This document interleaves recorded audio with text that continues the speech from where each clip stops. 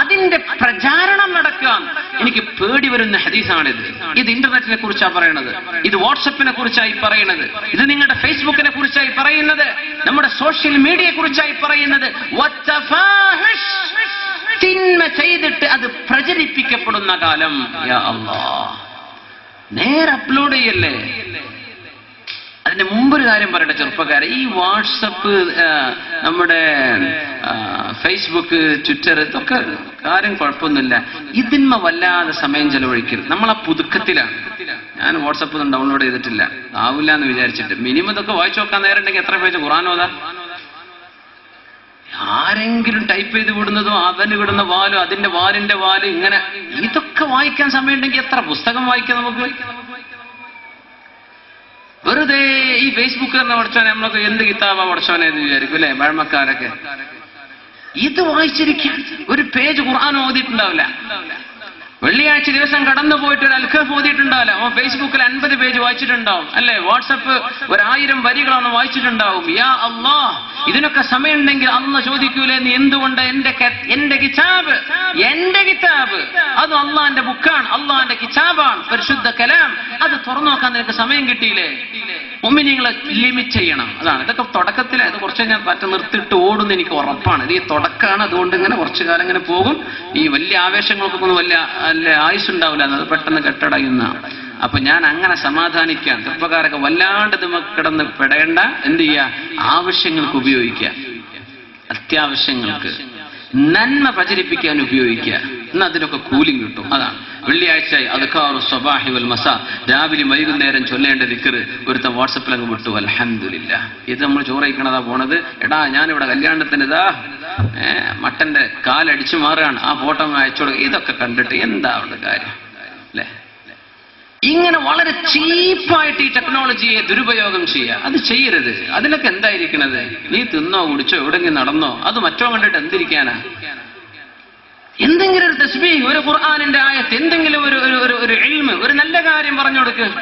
മറ്റേതൊക്കെ എല്ലാവരും ചെയ്യുന്നില്ലേ? നമ്മൾ മുസ്ലിമുകൾ തന്നെ ചെയ്യണോ? തോന്നിവാസങ്ങൾ എല്ലാവരും വിട്ടുകൊടുക്കുന്നുണ്ട്, അതന്നെ നമ്മൾ വിട്ടുകൊടുക്കും. നമുക്കൊരു മാറ്റം വേണ്ടേ? കുൻതും ഖൈറ ഉമ്മ, ഏറ്റവും നല്ല സമൂഹമാണ് നിങ്ങൾ. നമ്മൾ വാക്കിലൊക്കെ ചെയ്യുന്നതന്നെ നമ്മളും ചെയ്യുന്നത്. അങ്ങനെയല്ല. ഇത് ടെക്നോളജി അള്ളാഹു ചെയ്ത വലിയ അനുഗ്രഹമാണ്. അതിനെ മിസ്യൂസ് ചെയ്യരുത്, ദുരുപയോഗം ചെയ്ത്. ഇതൊക്കെ ആവശ്യം. മിൻ ഹുസ്നി ഇസ്ലാമിൽ മർഇ തർകുഹു മാ ലാ യഅനി. ഒരു മുസ്ലിമായ മനുഷ്യന്റെ ഇസ്ലാമിന്റെ ഏറ്റവും വലിയ നന്മ എന്ന് പറയുന്നത് തർകുഹു മാ ലാ യഅനി, ആവശ്യമില്ലാത്തത് ഉപേക്ഷിക്കുന്നവനാ ശരിയായ മുസ്ലിം. അതാണ് ആവശ്യമില്ലാത്തത്. അത്യാവശ്യങ്ങൾ തന്നെ ഇഷ്ടം പോലെ കിടക്കാം. പിന്നെ സുബ്ഹാനല്ലാഹ്. അതുകൊണ്ട് മുഅ്മിനെ ഇനി പറയുന്നത് തോന്നിവാസങ്ങൾ പ്രചരിപ്പിക്കപ്പെടുന്ന കാലം വരും.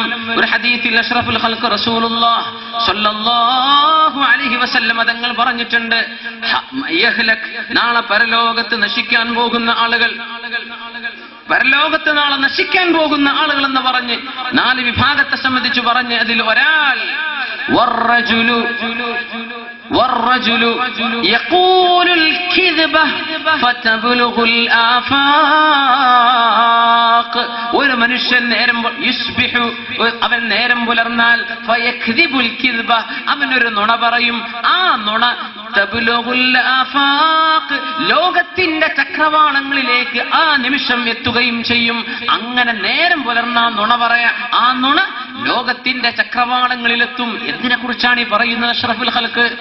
എന്തിനെ കുറിച്ചാണ് ഈ പറയുന്നത് മുത്ത് റസൂലുള്ളാഹി സ്വല്ലല്ലാഹു അലൈഹി വസല്ലം? എന്തിനെ കുറിച്ചാ? ആധുനികരായ ഉലമാ പറയാ, ഷെയ്ഖ് ഹംസ യൂസുഫ് അവരുടെ പോലെയുള്ള വലിയ വലിയ ആലിമീങ്ങൾ പറയാ, ഇന്റർനെറ്റിനെ കുറിച്ചുള്ള പ്രയോഗമാണിത്. ആയിക്കൂടെ ഒരു നുണ ഇവിടെ ഉണ്ടാക്കി ഫാബ്രിക്കേറ്റ് ചെയ്ത് എന്തെങ്കിലും ഒരു വീഡിയോ, ഒരു ക്ലിപ്പ്, എന്തെങ്കിലും ഒരു വർത്തമാനം, എന്തെങ്കിലും ഒരു ന്യൂസ്, ഹറാമായ എന്തെങ്കിലും ഒരു ന്യൂസ് ഉണ്ടാക്കി അവൻ അപ്ലോഡ് ചെയ്ത് കഴിഞ്ഞു. Within seconds it's reaching horizons. ചക്രവാളങ്ങളിൽ എത്തുക എന്ന് പറഞ്ഞാൽ സെക്കൻഡുകളെ കൊണ്ട് എത്തുന്ന നുണ. എന്താണ് ഈ പറഞ്ഞത്? നിന്റെ അക്കൗണ്ടിലൂടെ നീ ലോഗിൻ ചെയ്ത് നീ അപ്ലോഡ് ചെയ്ത് കഴിയുമ്പോഴേക്കും അത് യൂട്യൂബിലോ ഫേസ്ബുക്കിലോ ട്വിറ്ററിലോ കോടിക്കണക്കിന് ആളുകളുടെ മുമ്പിലേക്ക് ദിവസത്തിന്റെ സെക്കൻഡുകൾക്കുള്ളിൽ നടന്നു കഴിയാൻ. ഇങ്ങനെ നുണ പറയുന്ന മനുഷ്യൻ നശിക്കുന്ന ആളുകളാണ്. ഹാലികൂൻ, നാളെ നശിക്കാൻ പോകുന്ന ആൾ. എന്തേ പ്രശ്നം? ഇന്ന് നുണ പറഞ്ഞാൽ ഒരു നുണയാവുള്ളൂ. പണ്ടത്തെ കാലത്ത് അങ്ങനെ ഒരു നുണ, പണ്ട് ഇന്നല്ല.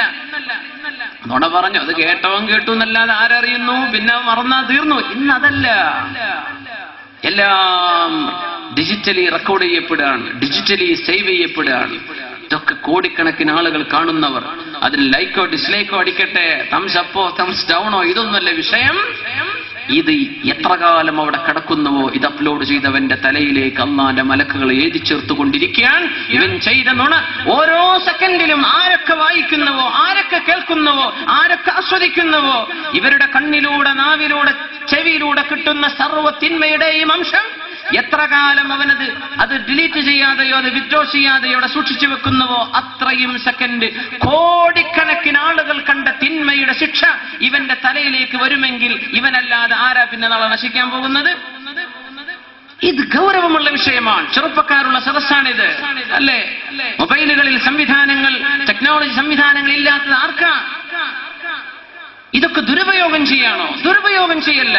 നന്മക്ക് നിലകൊള്ള്, നന്മയ്ക്ക് വേണ്ടി നിലകൊള്ളേൻ.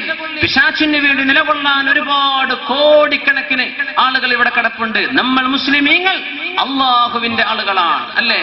അള്ളാഹുവിന്റെ തൃപ്തിക്ക് വേണ്ടി ജീവിക്കേണ്ടവരാ. തിന്മകൾ പ്രചരിപ്പിക്കല്ല, തോന്നിവാസങ്ങൾ പ്രചരിപ്പിക്കല്ല. തഫാഹുഷ്, തിന്മകൾ പ്രചരിപ്പിക്കപ്പെടുന്ന കാലം വരെ അന്ത്യനാള് സംഭവിക്കുകയില്ലെന്ന് നബിയുനാ റസൂലുള്ളാഹ് സ്വല്ലല്ലാഹു അലൈഹി വസല്ലം. അപ്പൊ എത്തിയെന്നായി പറഞ്ഞതിനർത്ഥം ഇങ്ങനെ ലോകത്ത് മനുഷ്യന്റെ മുമ്പിലേക്ക് സോഷ്യൽ മീഡിയകൾ തുറന്നു വെക്കപ്പെട്ട ഒരു കാലം ലോക ചരിത്രത്തിൽ കഴിഞ്ഞുപോയിട്ടില്ല. അത് അത്ഭുതം. ലോക ചരിത്രത്തിൽ ഇങ്ങനെ ഒരു ടെക്നോളജി ബൂം നമ്മൾ കണ്ടിട്ടുണ്ടോ? ഇല്ല. ഇന്നാണ് ഈ ഒരു 5-10 കൊല്ലങ്ങൾക്ക് ശേഷം അടുത്തെത്തിയതല്ലേ അർത്ഥം? അഷ്റഫുൽ ഖൽഖല്ലേ പറയുന്നത് സല്ലല്ലാഹു അലൈഹി വസല്ലം ഇങ്ങനെയൊക്കെ നടക്കും.